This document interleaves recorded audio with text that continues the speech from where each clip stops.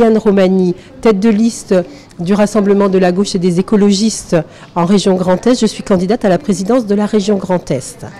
À mes côtés, Bertrand Masson, qui est maire adjoint de Nancy et tête de liste de la section de Meurthe-et-Moselle. À ses côtés, Géraldine Crin, responsable ELV de Nancy, du Grand Nancy, et numéro 2 de la liste de Meurthe-et-Moselle.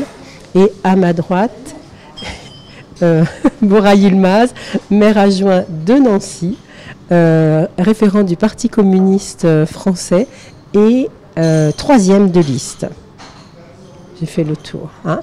Pour vous dire que c'est une liste de large rassemblement. Le rassemblement, il avait commencé bien avant l'été, où nous avions réussi à rassembler les partis politiques écologistes qui, jusque-là, étaient souvent concurrents dans chaque élection. Je veux parler d'Europe Écologie Les Verts, de Génération Écologie, de l'Alliance écologique indépendante, de Cap 21 et du mouvement des progressistes. Tout ça a été appelé le pôle écologiste. Et puis, nous avons ici en Grand Est commencé à travailler et à rencontrer les partis de gauche, et sont apparus un certain nombre de convergences qui ont fait que ce rassemblement s'est élargi.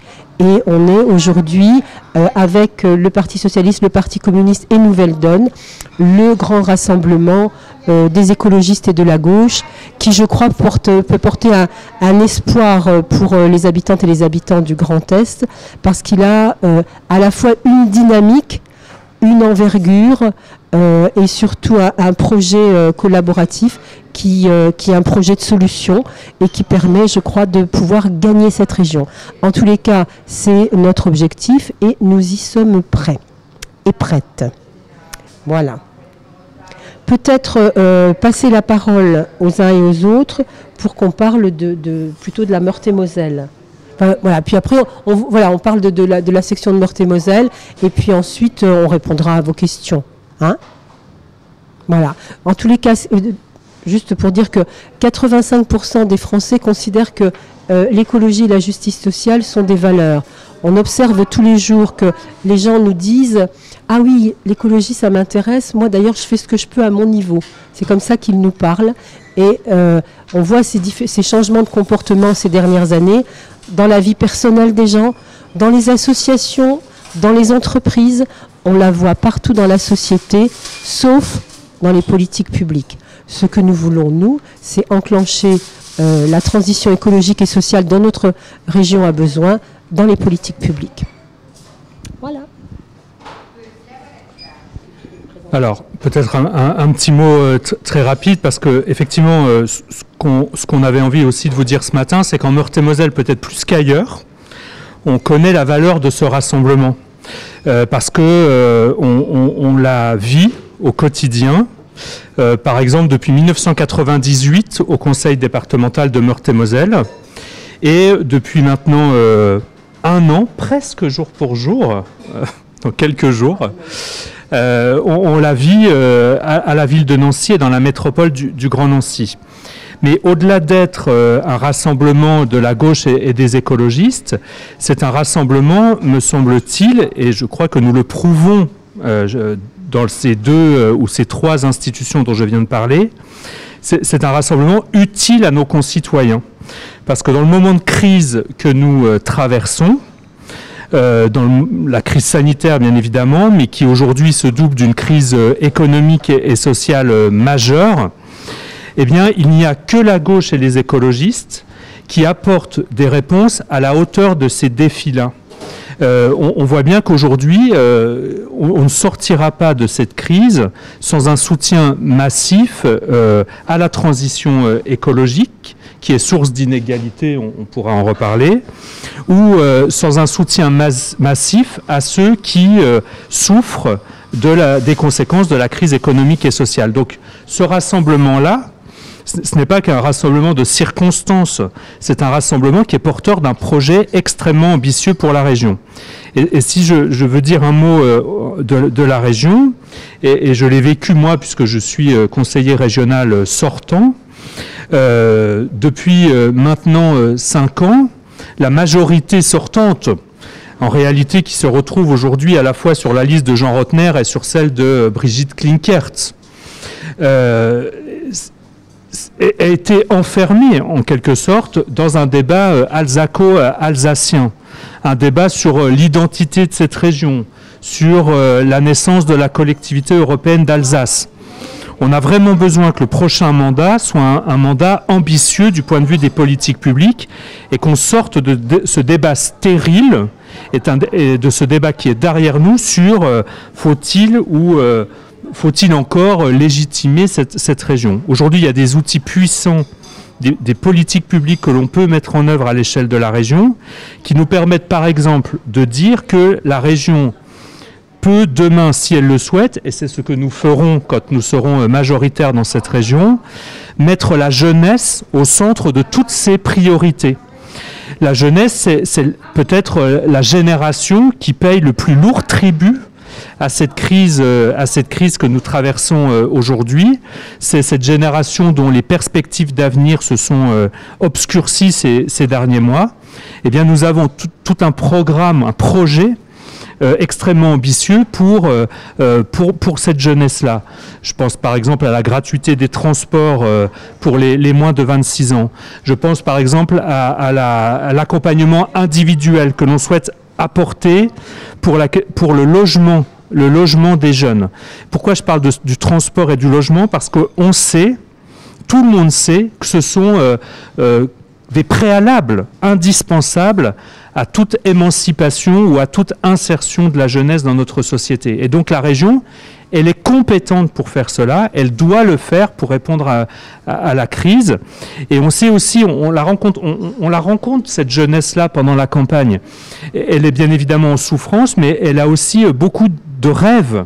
Elle est porteuse d'espoir. On l'a vu d'ailleurs à Nancy la semaine dernière, à l'occasion de la venue de Boris Vallaud.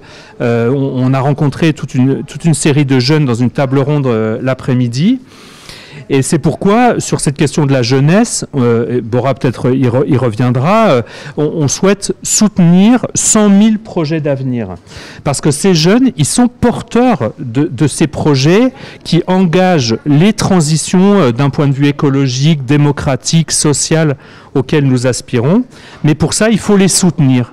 Et la région, elle peut le faire, et nous inscrivons dans notre projet ce soutien à 100 000 projets qui s'inscrivent dans les transitions dont je viens de parler.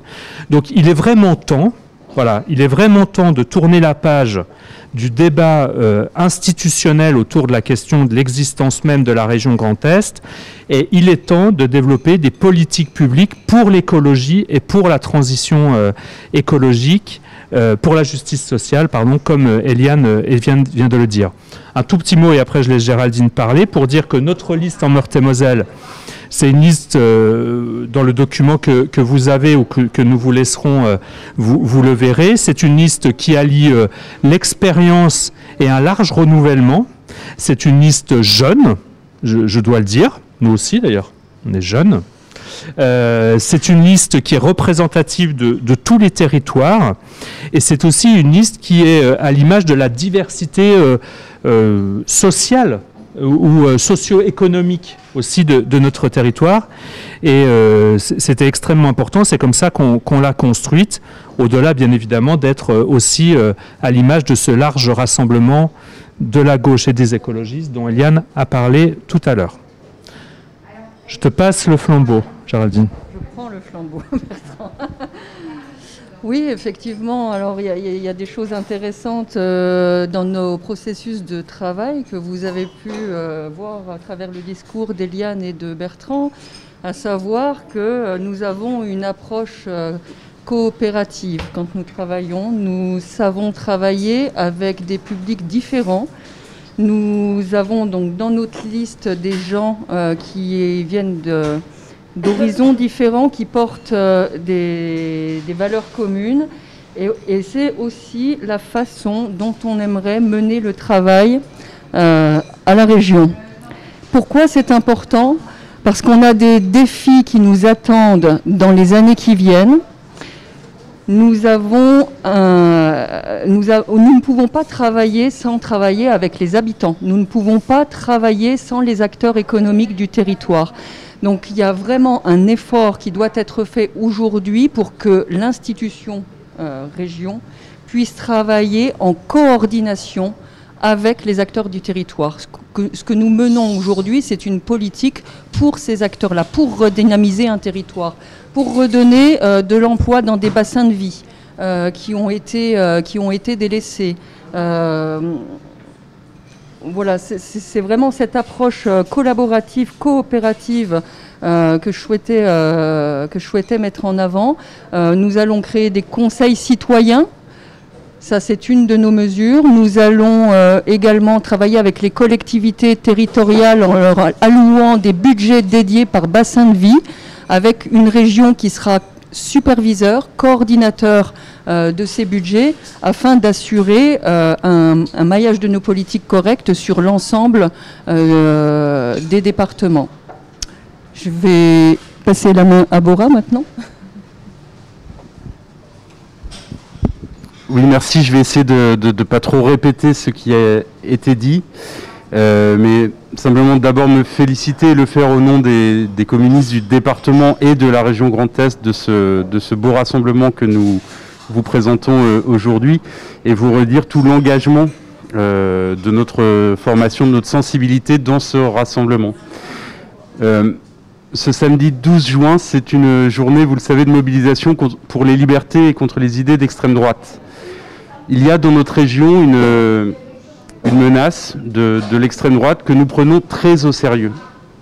Et ce que nous voulons dire aujourd'hui, à un tout petit peu plus d'une semaine du premier tour de ce scrutin, c'est que la réponse face à l'extrême droite, face aux politiques que nous qualifions de libérales, qui en sont le terreau, c'est à la fois une dynamique de rassemblement, celle que nous construisons, mais une dynamique de rassemblement, cela a été dit, autour d'un projet sérieux, ambitieux, qui a été travaillé pendant de longues semaines, pendant de longs mois, entre nous bien sûr, mais qui a aussi été travaillé avec différents acteurs, à travers des rencontres avec des acteurs associatifs, des entreprises, des organisations syndicales, des organisations d'usagers dans le secteur des transports par exemple. Parce que nous avons une conviction, c'est qu'aujourd'hui la politique ne peut plus se faire avec des certitudes, mais qu'elle doit se construire pleinement avec les citoyens, et c'est une part de la réponse que nous voulons apporter à la profonde crise démocratique. L'autre part de réponse que nous voulons apporter, c'est la réponse à la profonde crise économique et sociale que la crise sanitaire aura révélée et amplifiée, et qui montre évidemment qu'aujourd'hui il est plus que temps de s'engager dans toutes les transitions. La transition écologique, bien sûr, qui est demain un gisement d'emplois formidable, d'emplois. Nous, on estime que dans la région, il est possible à très moyen terme de créer 100 000 emplois autour de la transition écologique, et y compris des emplois industriels, parce que nous sommes dans un département qui a été un département très industrialisé, et où la désindustrialisation a fait d'énormes dégâts en termes économiques et sociaux, bien sûr, mais également en termes démocratiques, parce que ce sont des territoires entiers qui se sont sentis abandonnés. Donc voilà les urgences auxquelles nous voulons répondre, et voilà la façon dont nous envisageons de prendre très sérieusement en compte cette menace de l'extrême droite dans notre région. Il faut s'attaquer au terreau sur lequel progresse l'extrême droite, et c'est véritablement l'engagement que nous prenons avec ce rassemblement autour de ces objectifs. Donc vraiment, s'il faut retenir une chose de ce point presse aujourd'hui avec vous, c'est que nous en appelons à un sursaut de l'électorat écologiste, de l'électorat de gauche bien sûr, mais bien au-delà, un sursaut des classes populaires qui se désintéressent de la politique, qui ne vont plus voter, un sursaut de la jeunesse, voilà, un sursaut de toutes celles et ceux qui ne croient plus en l'action politique, parce qu'il y a des divisions, parce qu'il y a de l'inaction. Eh bien, nous vous proposons aujourd'hui une offre politique nouvelle, à la fois rassemblés et puis qui formulent un nouveau logiciel qui articule, parce que c'est ça l'enjeu aujourd'hui, qui articule la question de la justice sociale et la question des transitions écologiques qui sont aujourd'hui indispensables. Eh ben, merci à tous et à toutes. On va... Oui, on va répondre aux questions, oui.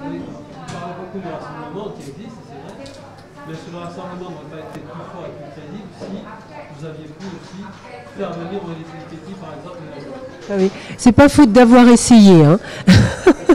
D'accord, c'est pas faute d'avoir essayé. Vous observerez que ce rassemblement n'est pas si évident parce qu'il n'a été réalisé que dans une seule région en France, c'est les Hauts-de-France. C'est dire que la tâche n'est pas facile. Pour autant, c'est une élection à 2 tours et donc nous ferons ce rassemblement au second tour. En tous les cas, c'est notre responsabilité puisque nous sommes crédités de plus de voix qu'elle et donc ce rassemblement se fera au second tour. Là-dessus, je me permets quand même juste d'ajouter, Eliane faisait référence aux Hauts-de-France. Il n'y a pas d'autre région que les Hauts-de-France et la région Grand Est dans laquelle Europe Écologie Les Verts, le Parti communiste français et le Parti socialiste et l'ensemble du pôle écologiste ont fait une alliance. Donc c'est déjà tout à fait remarquable. Seule la France insoumise, qui est aujourd'hui rassemblée autour d'Aurélie Filippetti, n'est pas, et en plus, oui, de manière aussi divergente parfois dans certains départements.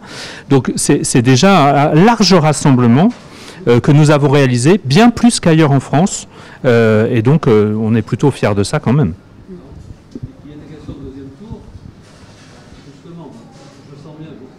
Vous partez pour gagner. Cas de figure, imaginons que vous ne gagnez pas et qu'il y a encore, vous n'êtes pas au deuxième tour. On a un deuxième tour, Maire ou je ne sais pas qui, et l'extrême droite qui tombera, vient de souligner les dangers. Dans ce cas-là, qu'est-ce que feriez-vous ? Je n'envisage même pas que nous ne soyons pas au second tour, nous serons au second tour. Ça, c'est ma réponse. Mais si tant est que... Non, pas si tant est que nous serons au second tour. C'est noté. C'était ma question. Eh bien, c'est ma réponse. Georges Marchier sort dessus. Voilà. Ok. C'est bien noté. Photo. Ouais. À l'extérieur, Mais non, préféré. non seulement on sera au second tour, mais on sera très bien placé au second tour. Voilà. Parce que je pense que je sens quand même qu'il y a aujourd'hui, c'est une question, enfin les questions de l'écologie et de la justice sociale, c'est des questions qui intéressent effectivement les gens et je sens que cette campagne marche bien. Donc vous entendez la cohérence des propos qui sont tenus ici, qui vont de pair avec la cohérence de nos interventions partout sur la grande région dans le cadre de cette campagne. Et je pense que ça, c'est aussi quelque chose que les gens entendent. Moi, j'entends des bons retours. Je crois que cette campagne se déroule bien, qu'elle va continuer à se déployer encore une semaine.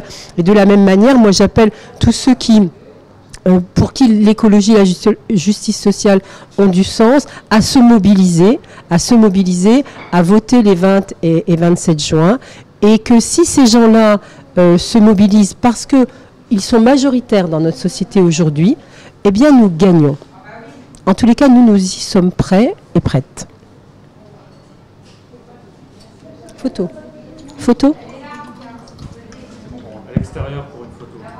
C'est mieux, non? Ok. Comme vous voulez, c'est vous qui décidez. Non, c'est bon dehors. Ouais.